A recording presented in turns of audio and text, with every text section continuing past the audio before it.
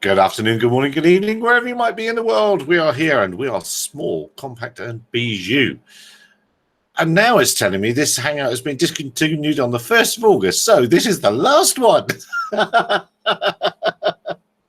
having updated to the latest version of the latest thing of how it was going to be, this one's now going on the 1st of August. Oh, well, we'll have to work out what we do next week. They did tell me there's...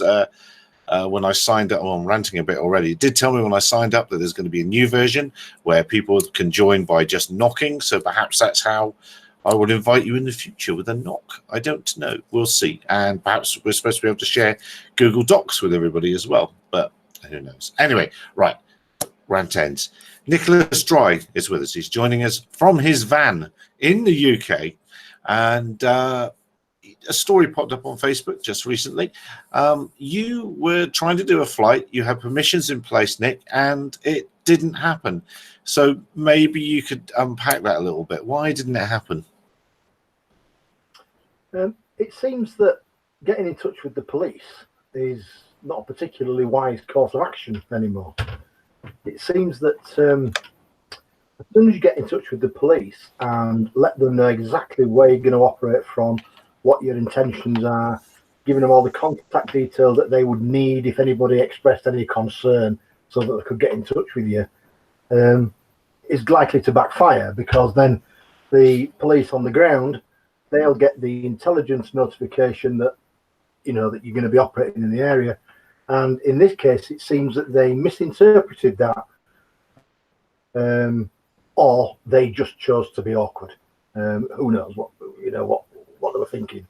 But the bottom line was they told me that if I continue with the operation, if I actually take off, because at this point the aircraft was still in the van, if I take off, that they will arrest me for breach of the peace. And then they'll seize all the equipment, and God only knows how long it'll take for you to get it back. So it was a veiled threat. Now, but don't you end up with it? So what job were you doing? Can you explain the job first? And Ian in the comments, yes, he says, can you turn your audio down a bit? Turn my what? Your voice down, but you're fine for me. It's just, you know what, Ian? It's fine. Yeah, tell it's Ian fine. to turn it. Just tell Ian. Yeah. Why don't you neck in, Ian? Sorry, Nick. Where were you going to try and fly? Yeah, that'll do it. Is that any better?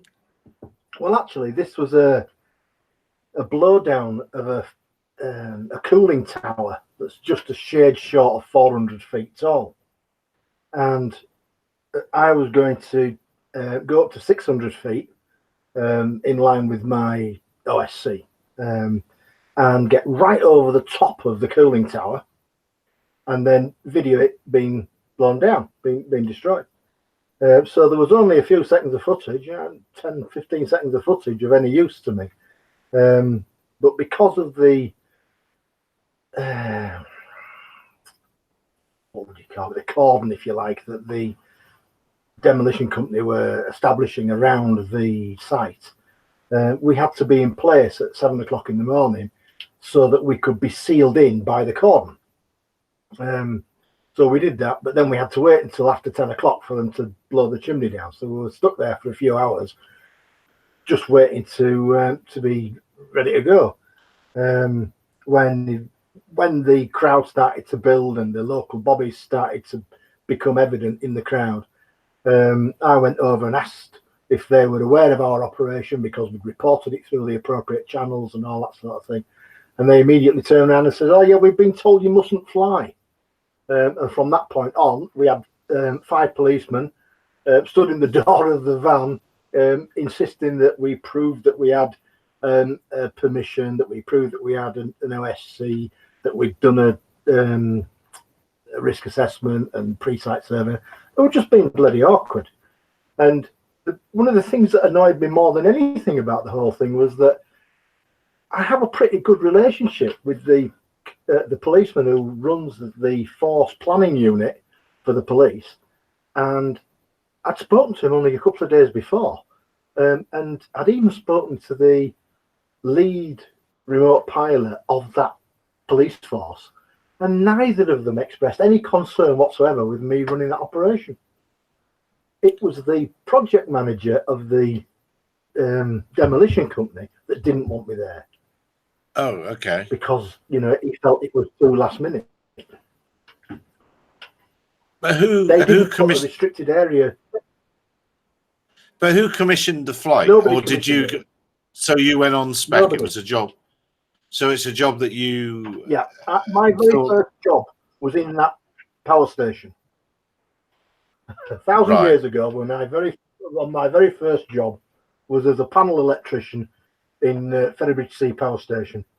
Didn't last long, couldn't stand the noise. But one of the most striking memories I've got of that experience was walking in the there's like a pontoon, if you like, that sticks out underneath the cooling towers, and there's like a lake underneath the bottom of the cooling towers, and that's not a sight you get to see, you know. And I saw that at 15 years old, and it stuck with me. And it was that very same tower that they were bringing down on Sunday.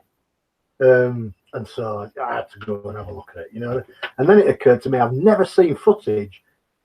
I've never seen Nadir footage of a tower going down. What a fantastic thing that'll be to capture. And so, you know, given that I'd be further away from the explosives than the public, I figured it was perfectly reasonable to, you know, try and fly it at 600 feet, which of course I had a NOTAM in for as well, because I was above 400. So how did you get the permission to be inside the cordon? If don't answer this, if it's secret source, to be inside of the cordon, because surely the project manager should have known about that. But I wasn't. No, I wasn't inside the cordon. Their cordon blocked off access to my takeoff point. And so I had to get into my takeoff point so that when they placed their cordon, they effectively sealed me in to a piece of land that was adjacent to theirs. There was no hiding going on, you know.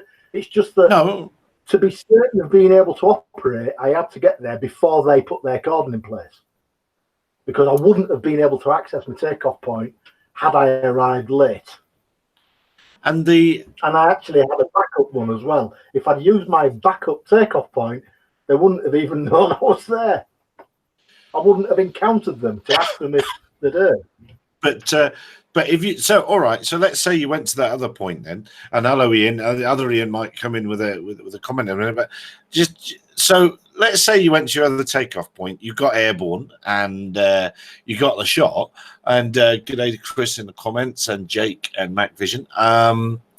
You got your shot, but they saw you hovering directly above it. They potentially could have stopped the demolition or said, "Oh, there's a rogue drone," even though you had all the bits of paper.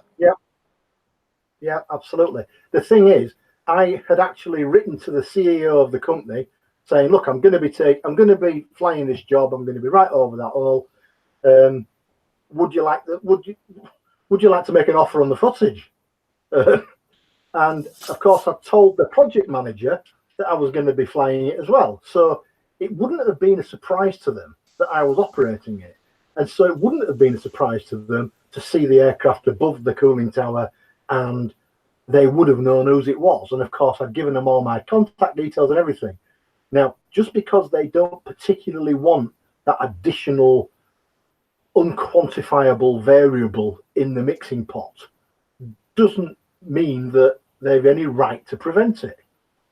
If they want to prevent it, then they should have really said, "We believe that our activity is a danger to airspace users, and so we need to put a RAT in place to prevent people from exposing themselves to the risk that we present to them." I'm quite surprised they don't, as it's me doing all the ranting here. I'm quite surprised they don't, as a matter of course, put in some sort of a danger area to height, whatever, because a stray brick might go flying through the air. Well, then, yes, so then it's the conversation is, well, who is in control? You've got all the bits of paper up to 600 feet. Who is in control of that, isn't it? Mm-hmm. Before I was prepared to put my aircraft, before I was prepared to put my aircraft at risk, I studied as many blowdown videos as I could find, and found that, and this will probably surprise most people, but I found that the cloud of dust never seems to go any very much higher than the height of the tower in the first place, which in this case was 400 feet. And if I've got an aircraft at 600 feet, I've got a hell of a separation between the two. You know, there's that extra 200 feet is significant. Yeah. Well, I've just been trying to search for blowdown videos, and I'm not what I'm seeing. I'm not seeing the same thing as you're talking about. I sent you a link in the thing, Gary. That's Rotor Riot did a tower dive of a tower that was being exploded in the States. Did you see it? It's on. That's the link to the YouTube video. Compare and contrast the attitude of the UK to the attitude of the US. They got a 107 certified pilot. He actually dived the tower with a mini quad as it was going down, and the project manager initially was quite skeptical. He was very skeptical, but then after he saw the footage, they're all full of praise. This is fantastic, brilliant stuff. And so it shows that the risks are fairly minimal, but people have preconceptions, and it's only after they see the reality that they get the right mindset with a lot of this stuff. But I can understand, put my devil's advocate hat on for a moment, and Nicholas, you're a very, very bad man, because I understand that when they have these demolition scenarios, they have kind of an issue with radio frequencies, potentially setting off the detonators. It used to be the case that there was you had to have radio telephones all turned off once they'd primed the detonators and things. And if you're flying a drone out there with a video transmitter broadcasting RF, it could set the explosion off prematurely. Surely there's got to be reasons why they do this. But yeah, go and have a look. If Gary posts that link to the public forum, I did, mate. I did. Yeah, it's not there. You can have a look at the difference, and it's brilliant footage. And they used it on the news, and it's great. So I don't see why they had a problem with your drone, actually, Nicholas. I think it's simply a case of they want to have full control, and I suppose they're covering their backsides because if something goes wrong. There's something else to consider as well. My drone wasn't the only one there. And I mean, mine never left the ground. It was never even switched on. However, the demolition company had a chap there who was actually a neighbour of mine. He lives in the next village. We borrow one another's equipment from time to time. But he was flying on their behalf to capture some footage of the event.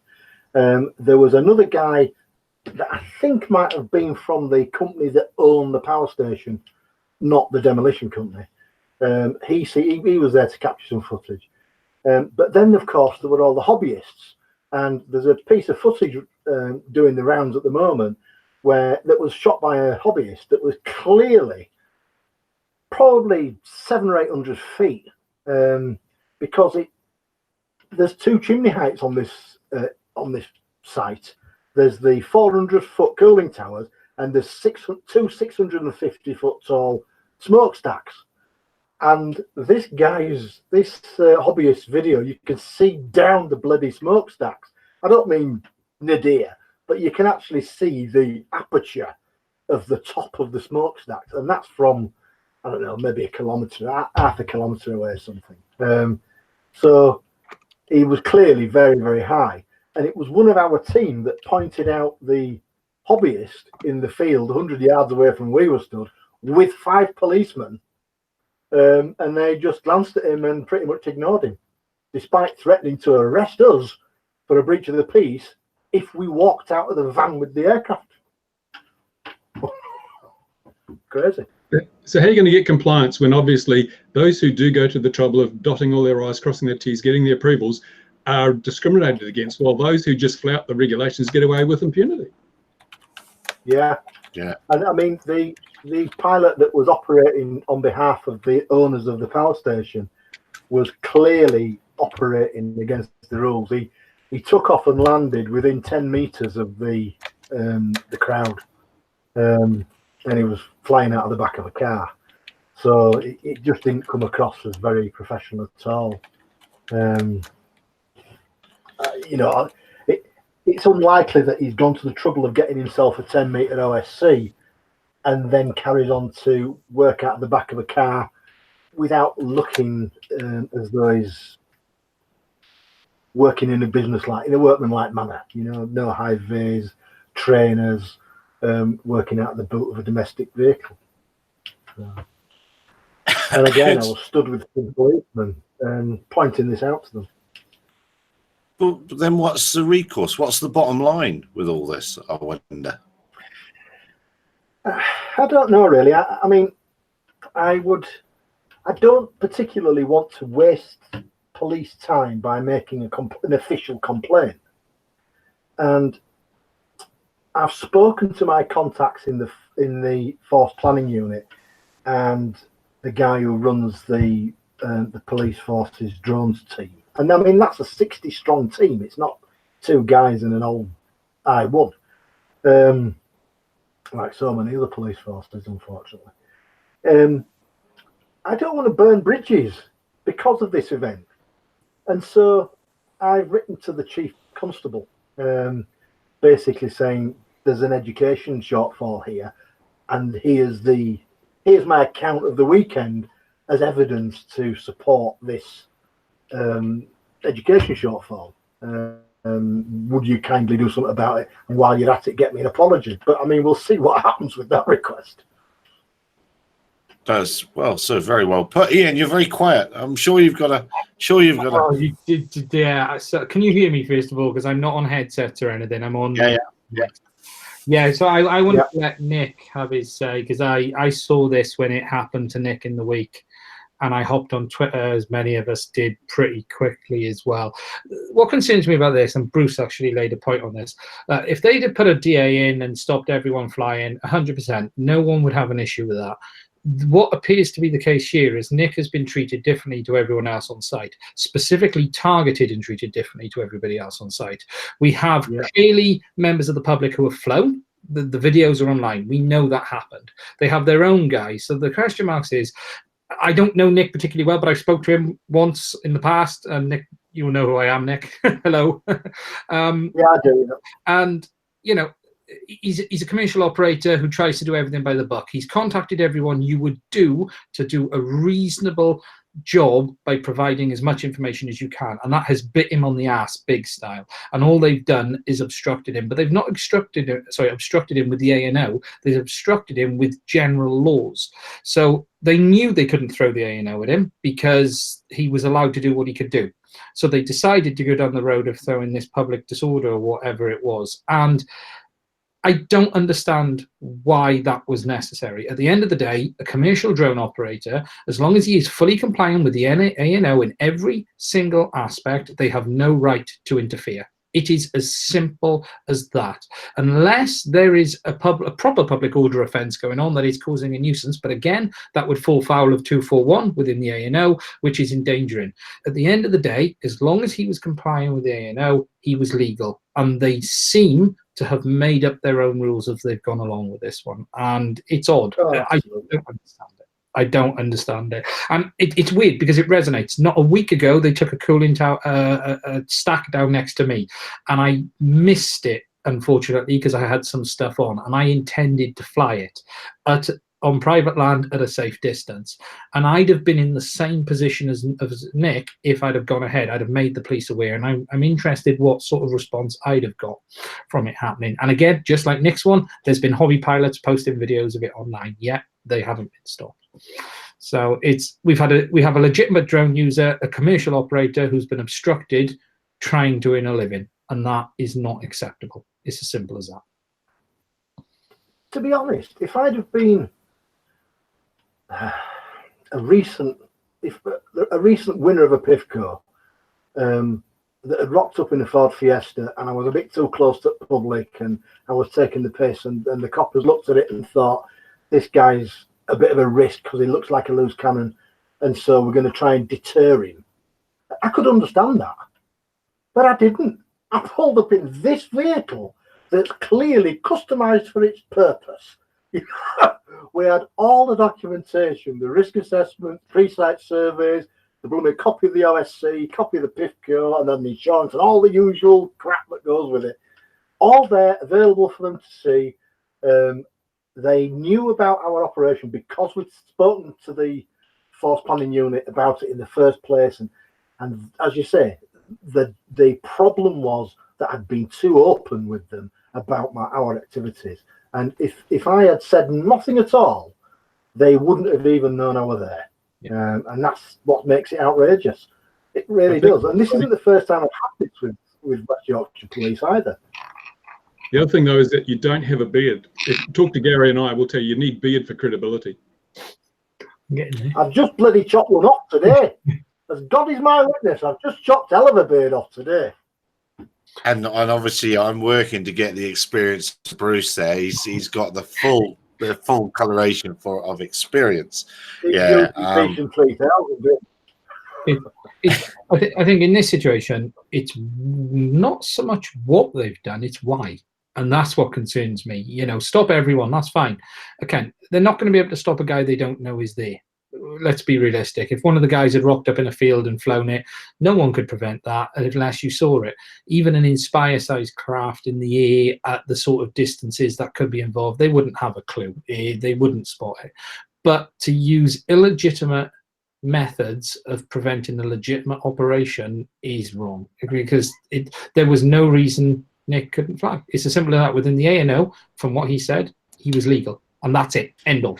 It just strikes me that the project manager or whatever who's commissioned this other guy wanted the only footage to be the footage that he commissioned, and he hadn't taken into account no privateers.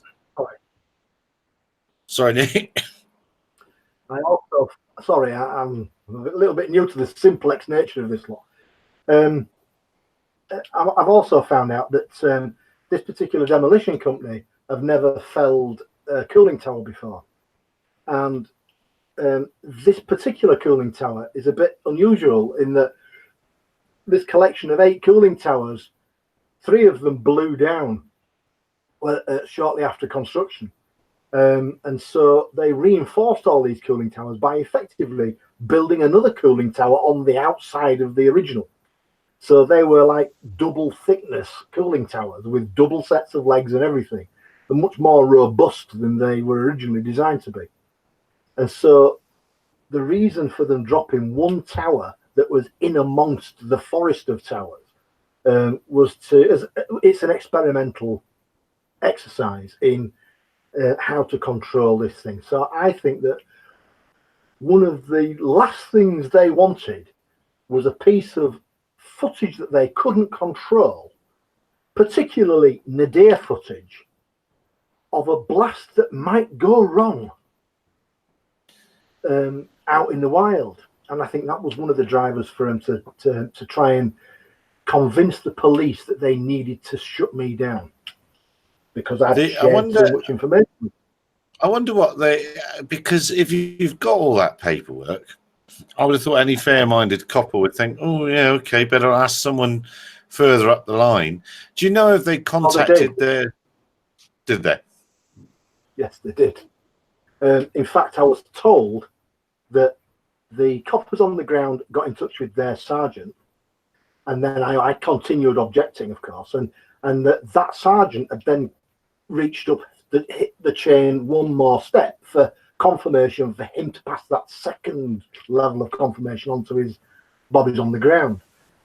So the claim is that, yes, it was confirmed twice, and I had to have permission from the force planning unit, and that because I hadn't got it, I'm not allowed to fly. And I kept telling them it's nonsense, but I won't mind. One of the coppers on the ground claimed to be a private pilot, and so he ended up reading the A&O to see if he could find something to use to stop me from flying. Of course, I know those rules a hell of a lot better than he does, or any of the coppers that were outside, telling me I couldn't fly.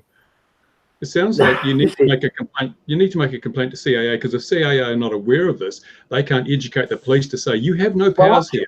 They are. Actually, they are, because in the run-up to this, I was in an email conversation with several people. I'd written to the project manager of the site, and he came back with objections saying, you're not allowed to fly this, there's a restricted area notice in place, and you're not allowed to fly it because it's private property and you can't video it, and you're not allowed to fly it because of some other bullshit excuse. And everything that he said was wrong. And because he made a claim that there was a restricted area, restricted area temporary, a rat in place, I copied air ops in saying, "Oh, I'm sorry, this isn't showing up on anything. Can you confirm or deny whether there's a restriction in place?" And when he made reference to whatever he made a reference to, I found the right person to include on the email. And one of those was that he made a reference to the drone operators that were working on their behalf included law enforcement operators. Well, I know the guy who runs the 60-strong team of law enforcement officers in West Yorkshire Police, so I included him in the mail as well. And he immediately came back and says, "I'm sorry, but I've got no problem with you operating that flight at all." And that's what I did. And I even included Andrew Hamilton at the CAA, who's the lead for UAS. And Andrew Hamilton emailed me back saying that, you know, as long as I stick within the rules, blah, blah, blah, pretty boilerplate response. But he basically said, "Look, you know the rules, Nick. Just bleeding work by the rules." So I did everything as right as could possibly be done. It was all done before the fact. But they still decided to stop me flying. This sort of reminds me of that thing we had. Sorry, this sort of reminds me of the thing. I can't remember what it was called. Can you remember what it was called, Bruce? It was a thing about buy your airspace rights. The American thing, it's a .io, wasn't it? Where you went along and you could. It sort of reminds me of that. It's like this. It's like this project manager in this power station believes it has rights to a chunk of airspace or something. Well, of course, in New Zealand, they do. The property owner can say, "You're not allowed to fly over my property." You actually have to get the permission of the property owner to fly over the property before you can fly over it. So, like, this would be quite legit in New Zealand, that the people whose property you're flying over could say, "No, you're not allowed to." Or actually, more importantly, you'd have to get the permission before you even attempted a flight. Yeah. And what height does that stop at? Well, it only applies to unmanned aerial vehicles, and it goes right up. So I guess in theory, then, if a satellite orbits overhead, they're in breach of the civil aviation regulations in New Zealand. It'd be 660, mate. Airspace tends to stop at 660, so it's probably 660, which is quite high. A Dragonized film is saying, "Be careful what you say, Nick," and he's probably right to say, "Be careful what you say if you're following this up legally. Careful what you say publicly." He's saying, so maybe we should gently move on, but please stay with us, unless Ian's got any more Eni questions. No, I think answers at the end of the day. You know, I think commercial operators as a whole would like to know. Those of us who know Nick would like to know why he was stopped in relation to others, you know, regardless of who didn't want them flying. At the end of the day, the ANO is the law we comply with. And unless they were throwing that buck at him, why were they intervening? It's as simple as that, you know. If it was me, of course, I'd have carried on and let them arrest me and then take the whole damn thing to court and expose what was going on. Yeah, and I did consider it, very, very seriously considered it, but there was 5 young burly coppers who had a different idea about things than me, and I, whilst team did, it was a Sunday morning. The only people that I could convince to come with me that day were my kids, were my sons. I know they're older and they're big lads, you know, but if it had been a barroom brawl that I was taking to, I'd have been all right with it. But you can't go taking 5 coppers off. It's just not worth it. It probably, yeah. Vindaloo in your face. The guys on the ground were doing their job, most likely. At the end of the day, they were told no. Yeah. You know, and you know, at the end of the day, they're in a no-win situation. I've been there myself. I was refused to film a job before, and I just threw it back at them and went, "No, I'm still doing it." And they went back and forth, and they then come back and went, "Okay." And at the end of the day, they were being told what to do, but it smells off. The whole thing smells off. So it'd be nice for, you know, the local police commissioner or someone to give an answer on why this case was treated this way when other people around him in the same area at the same time were not. Because that's the basics here. They stopped everyone, fair enough. Well, it's not fair enough. I mean, it's not fair enough that they decide to change the rules because it suits them to do so. If they want to have more powers than they have, then they need to make a bloody change. They can't just adopt those powers to suit themselves. They'll want no justification for it. But in this situation, like for argument's, well, you said the tower was coming down at 10, I think.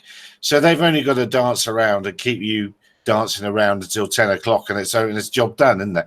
There's no you don't even have to argue all day. You just have to stop you for a little while. James Dunthorne in the comments, hello James, saying newsflash, the police don't know the law. You can't say things like that, James. You can't say things like that. Isn't the UK police being given extra powers? Extra powers to deal with drone incidents, so maybe they will have the ability to say you can't fly here. Not yet, I think. Isn't that November? Yeah, that was part of. They haven't announced that, have they? That was all part of the consultation. Unless I've slept through what the new powers will be. Well, we've got the stop and we've got the seize and the stop and insertion, but they haven't gone into anything. You know, normally in this case they'd use anti-terror laws. You know, I've heard of that once or twice before, with photographers especially.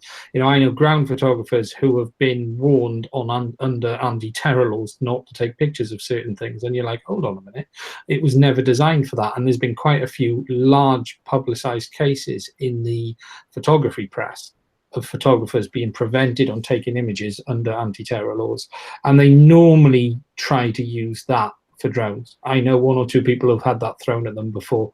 But even the choice of one that they were saying to nick is off.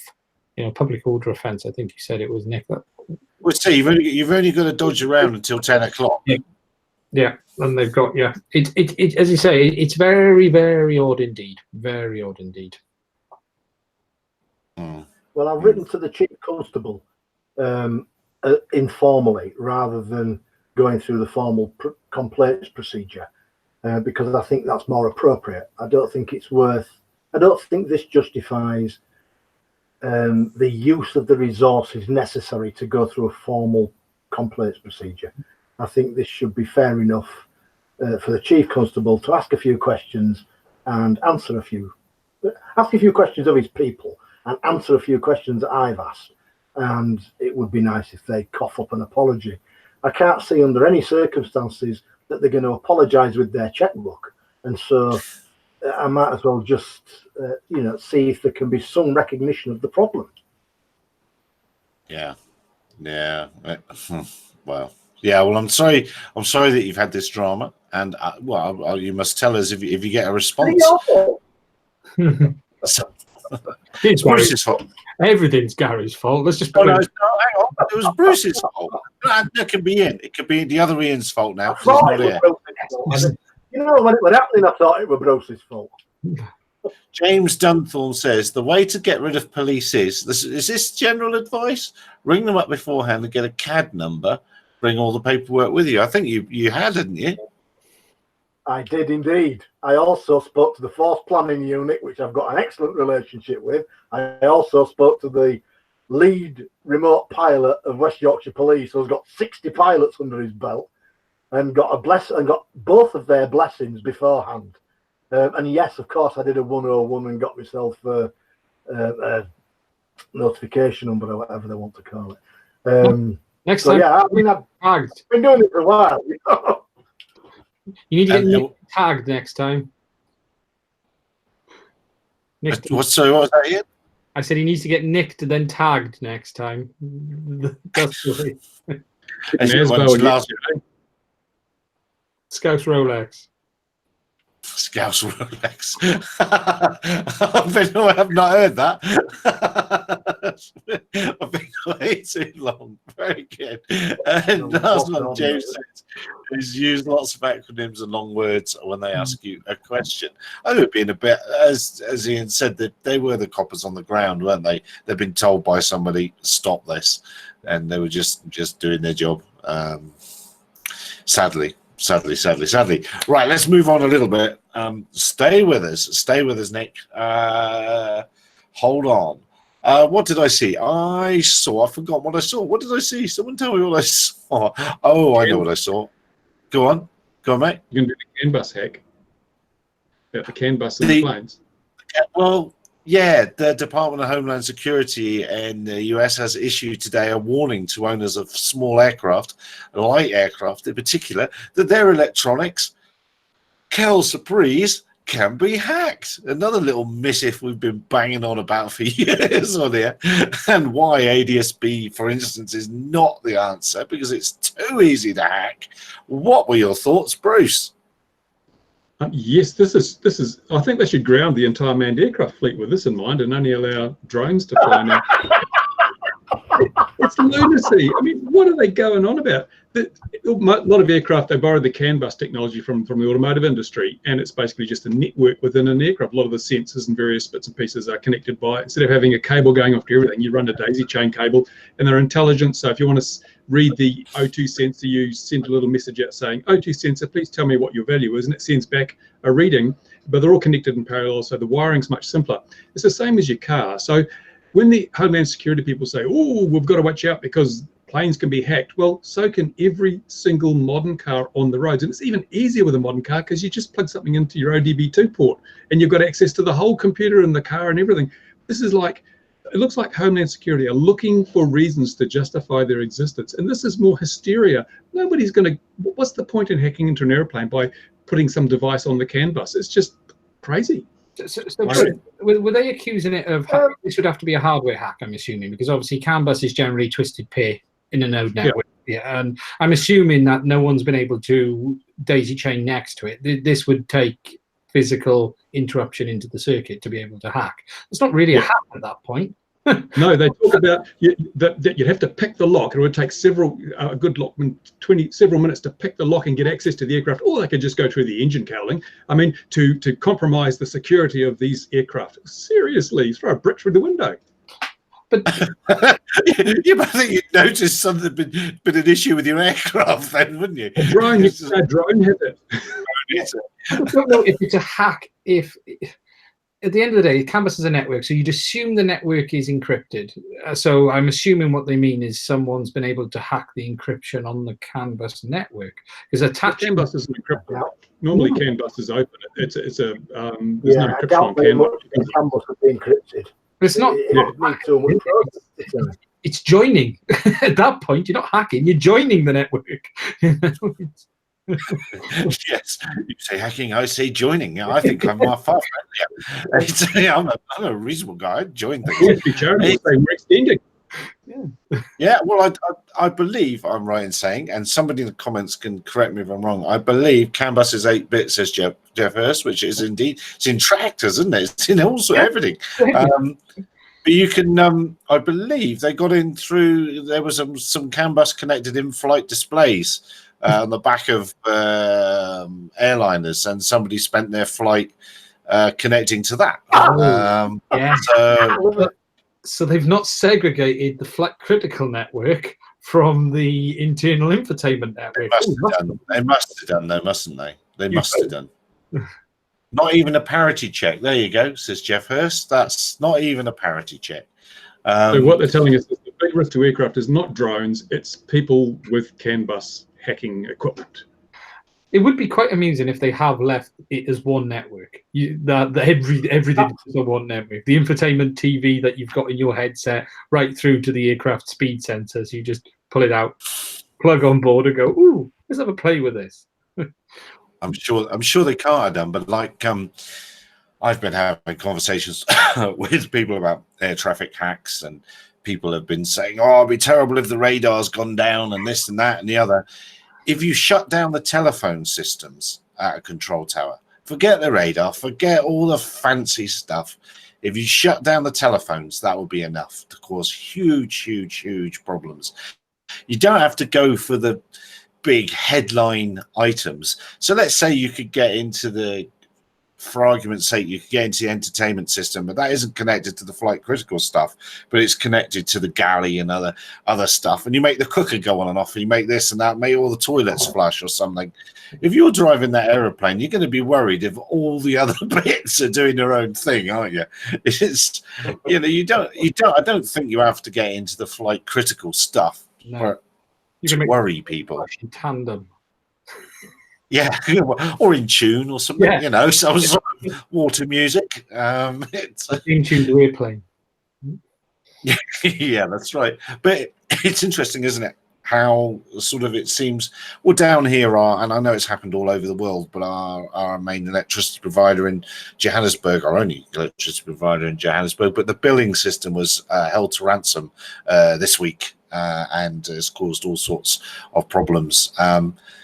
It's just, isn't this just a sort of a crime of the time? This sort of thing. Interestingly enough, I think it's only a matter of time before we see a story saying drones can be compromised from the same bug, because hasn't ArduPilot got a CAN bus connection now? So this will apply to drones, and these drones could be hijacked and flown into aircraft while the pilots are busy trying to work out why the in-flight entertainment system's not working properly. Well, yes. Go straight for that. It was a straight line, isn't it? Really, unfortunately. Yeah, it is interesting, CAN bus, because obviously it's pretty much becoming the de facto standard, mostly due to cost savings. You know, I got some friends in the automotive industry, and one of the big reasons for CAN was the cost of copper. Frankly, it's the savings on cost of wiring and putting cable in through vehicles and aircraft.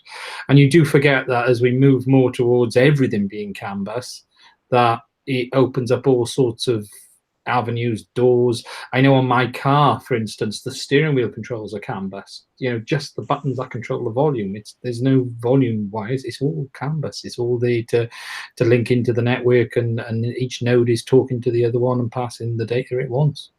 And Andrew Gibbons saying in the comments, "Will set off the toilet smoke detector." Yeah, that'll also be a cool thing to do.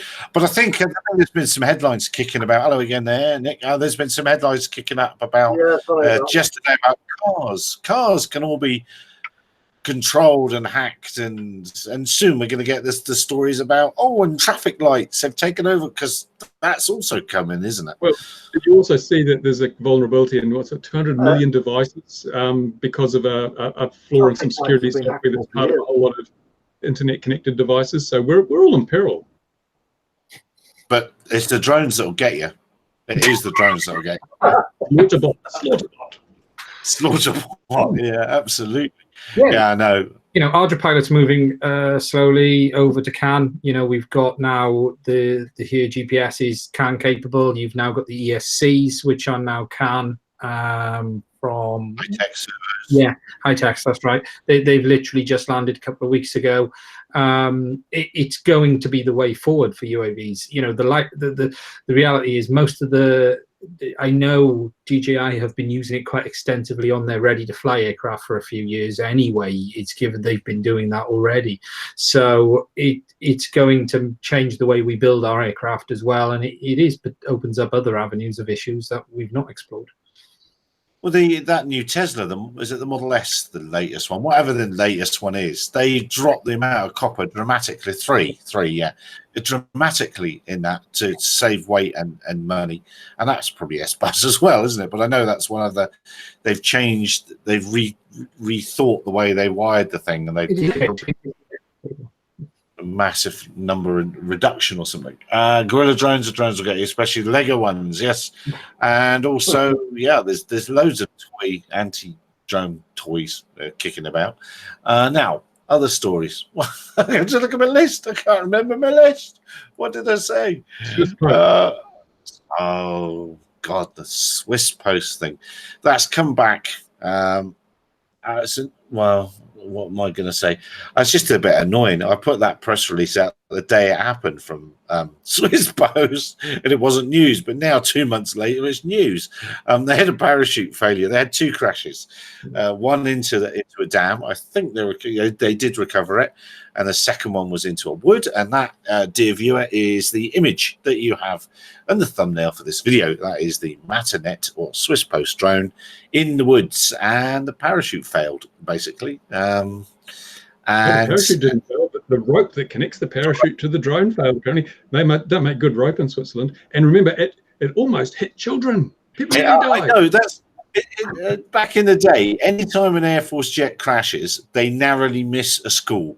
They pulls up to miss the school, and that's an instant when I thought of this.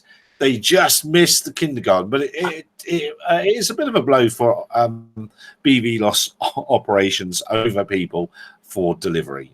But hands up, do we honestly think that's coming soon anyway? Do we think that's really a thing? And besides, who certified the parachute, and what's being done to revoke their ability to certify stuff? It's weird, isn't it? Because the reality is failure happens. Doesn't matter what it is, where it is, and how much redundancy you build in. You know, you could have put 6 sets of motors on that thing, multiple ESCs, multiple batteries, and what gave up the bit of rope on the back. And what it proves is no matter what you do, failure will always be a factor, and it is going to be something with BV loss that people have to accept, or it won't happen. It's as simple as that. And I'm not convinced there's a real move towards it. It feels like the industry's going, oh yeah, we're just around the corner. I don't think we're anywhere near around the corner for it really being a reality. I think we're at least 10 years off. I honestly. What we have to remember as well, though, is if that was a manned vehicle and it had crashed into a forest, people probably would have died. But it was an unmanned vehicle, nobody died. The risk of unmanned operations is always going to be lower than the risk of manned operations. So even though there is a risk and it does exist and it's been demonstrated, it's still so much lower than manned aviation that we should be promoting BV loss and all this sort of stuff as a way of saving lives. And we know no squirrels were lost in the process of it as well. And that's all. Sure. No crushed nuts as it went in there. It's a funny one, isn't it? But I mean, at the end of the day, what are you? And who was it? Is it Volvo or someone did bring out their autonomous van with all the little drawers and the door that opens and you take your package out of the door. That's how it's going to be, isn't it? I mean, around town we've got roads, and when it's hosing down with rain and blowing a gale, unlike Gatwick, because if you're at Gatwick, you can fly a drone. If it's throwing down with rain and blowing a gale, it's perfect weather to fly at Gatwick. But other than that, you know, that's how stuff's going to be delivered in town. Now, over here, where we've got some weird distances to go with no roads and good weather most of the time, then yeah, maybe we can deliver medicines and important stuff. Bruce's point was very valid that, you know, as I said, failure happens, but the outcome of that failure is what's important, and no one was hit and there was no outcome, and the risk to someone is still absolutely minimal with these aircraft anyway. So we have to get to the stage where they accept risk and accept the absolute tiniest level of potential consequences that we know come with it. And because we accept cars driving around every day that hit people, that hit kids, that hit, you know, scooters. They're mostly banned in the UK, but in the US, I think the battery scooters are left, right, and centre. You know, at the end of the day, risk is life. You can't do anything without a certain level of risk. Boeing Max 8. Well, how much do you want to pay your developers to put the code in? Well, that's another kind of interesting story in itself, isn't it? That they outsourced that coding. It wasn't done to any standard, and they didn't know what it was doing. And yet people are pushing forward for these manned urban air mobility vehicles. The one that crashed at Goodwood, we believe, had a single IMU in it and was like the group's coding. I mean, good luck to them, but if you look at many open source projects, they've all had the same stumbling blocks as they go along. Several of them are more than 10 years old now, so they're kind of getting to know the problems. And even those projects are saying, "Whoa, no, please don't use our gear. That's not what it's for." And yet Boeing just I'm going off tangent with this round, but Boeing just hires in some guys. Knock that up, won't you? and look what happens. I don't know. Someone help me from this silly rant. Would you really trust your life? The guy with the pizza stains on his shirt and the Coke stains on his trousers? Really, no. It's concerning that. That Bruce, but I was a software developer for an awful long time, and so was I. That's why I say it. So that's considered uniform. A lot of our financial crises over the last few decades were down to the same guys with pizza stains and Coca-Cola on the trousers. the problem with these things is, as you say, if the second you outsource software for an airliner, that I don't understand that one little bit. We even thought with that is, if we take the machine at Goodwood, that's still been very quiet. We don't really know what's happened there. We know it was under investigation. Ian and a couple of others mentioned it, and we were tracking it, and it's all gone a bit quiet. But there is, the guys were on the ground, so there should be a report when it comes out. We should get a full detailed report. But it's worrying to see such important stuff being treated like they're building a game or an app, because that's the reality of it. Well, you've got to surely. Well, it's a complex thing, isn't it? I mean, you've got to worry about the CAN bus and whether you can connect to the toilets, but the whole thing from nose to tail, it's a very complex machine that probably needs, a handle on every sort of little nuanced bit. If you do one thing at this end, it's a butterfly flapping its wings in the jungle somewhere, isn't it? And Bruce makes a video. It's a hugely complex thing, and you can't surely disconnect your teams too much. Yeah, and if it's outsourced, did it go to the lowest bidder? Well, yes. And we know in the UK that would be £4.1 million would be the cost of that. I thought Chris says trousers should have coffee, not cola. That's the guy to trust. Drone Beard says at Mad RC, that's you in. Did you get the yellow cube? And if you buy the black cube today, is it good to fly? I know the answer to that. That's yes, but I don't know the answer to the yellow cube one. Oh, there it is. Oh, and an orange and what other color you got there? We have a full set. We have a full house to play with. So you need to get out more. I've got a lot to do. Yes, we have the yellows, we have the orange, we have the black. I have more than one black. There's more blacks I can shake a stick at.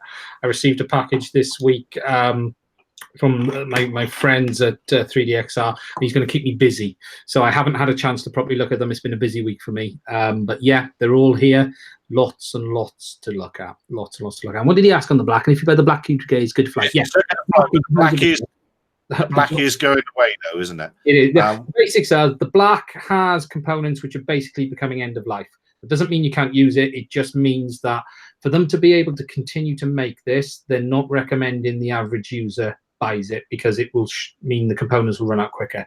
You want to be looking at the orange. The orange. He's he lost his job as a juggler on the pier. Did you know that? The orange. Yeah. He used to work in the circus, but he just fell apart. Yeah, that's a good one. Yeah, no. So the black you can buy today. If you buy one, it should be fine. However, orange is the way to go, but it is in beta as of today. So you need to give it. Be aware of that. That doesn't mean there's anything, but it is in beta as of today. Is there a quick sort of line down of Gorilla Drone said it didn't fly very well, did it? So what's the difference between them if you can do it quickly or if you can't? Okay, so, yeah, we've got the traditional black, which is the F4, which has I think it's 500 kilobytes of memory. We've then got the yellow, which is the F7. That's being recommended currently for PX4 users, because the orange is using the H7 and PX4 doesn't support the H7 CPU yet. The orange has more RAM and the same level of storage as the yellow. Basically, the yellow is a bit of a fill gap between the black and the orange, but it's to cater for a specific market. The orange is the future. The orange is where the Ardra pilot, the guys are supporting. Orange is where to go. I'm holding out for the blue. Or the blue, the US. You can get that, yeah, if you're in America. Yeah, if you want Uncle Sam's. Yes, and that one is completely, for those that don't know, it's completely made in America. It has nothing on the silicon when it arrives, and it's not, the cubes aren't made in China anyway. But doesn't it have the NSA backdoor fitted as standard? Yeah, of course. Yeah, absolutely. Yeah. You can do whatever you want. But yeah, you know, it's orange is the way forward. That's what Philip's telling everyone. Obviously, he's the man. We all hang on every word with this stuff. Yeah, Isn't there a little one for rovers and things? Isn't there a purple or something? It's purple, which Hey, you've even got that. There you go. Which is basically the same as the black, apart from there's no vibration isolated IMU. So the black has triple IMUs, one on the main board, 2 vibration isolated. The purple is basically just the single IMU, which is not vibration isolated. And it won't have the, and these are heated as well, these cubes. Just again, for those people that don't know, you bring it up to an operating temperature and you keep it there.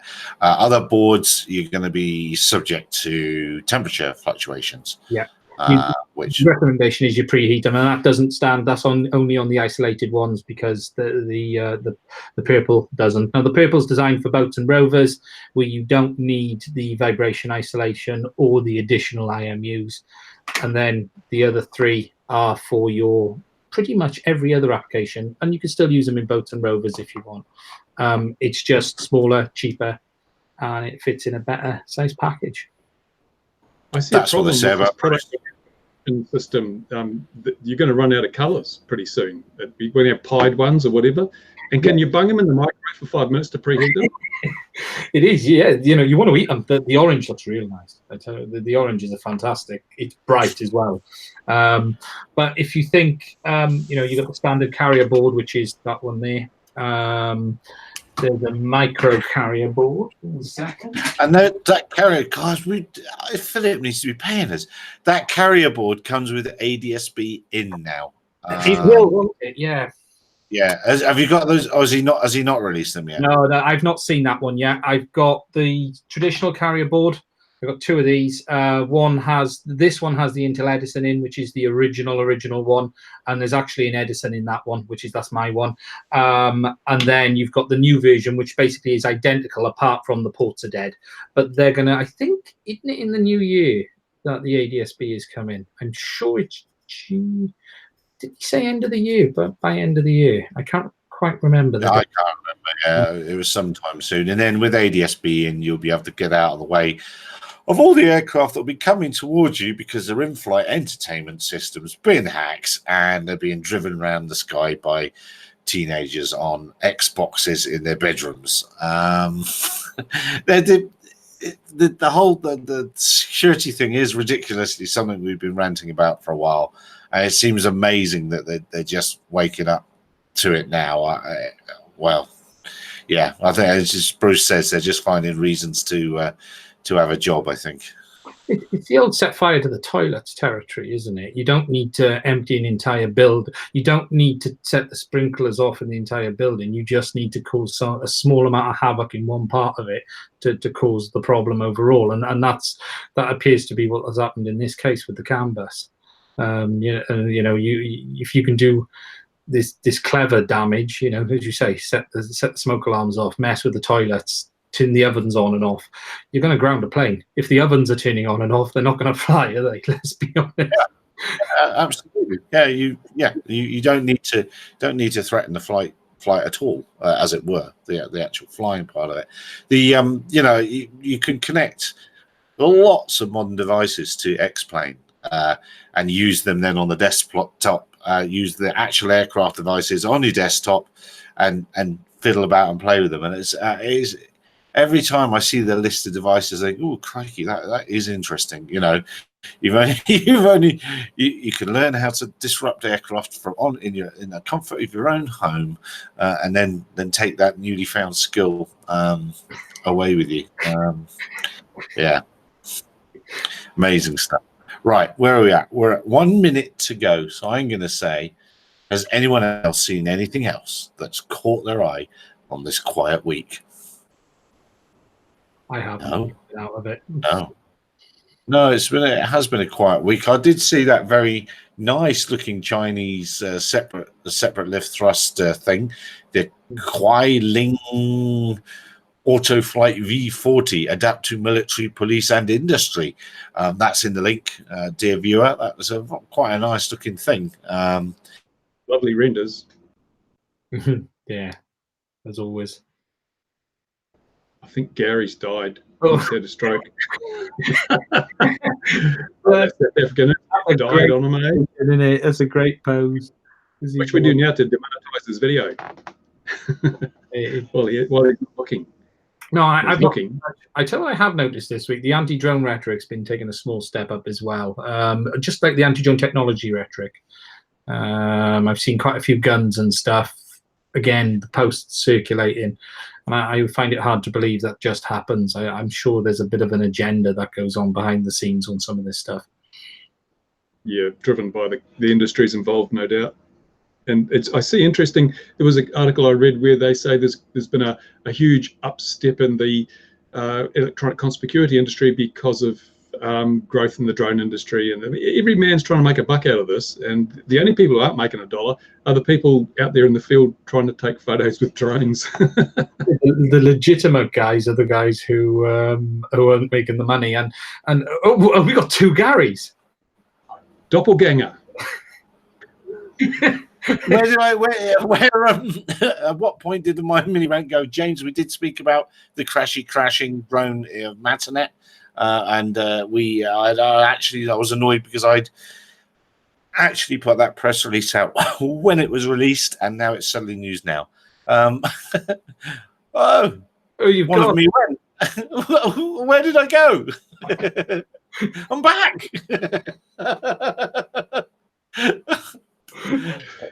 Someone's playing with your canvas, Gary. Yeah, absolutely. All right, this is definitely a good time to say cheerio, everyone. Take care, everybody. Have a good week, whatever you're doing in the rest of it. Be safe if you're flying. We'll see you again, 2100. No, we won't, because apparently this is going away. So goodbye for the last one ever. We'll see what happens on Tuesday. We might have to be making a plan for next Tuesday. We'll see.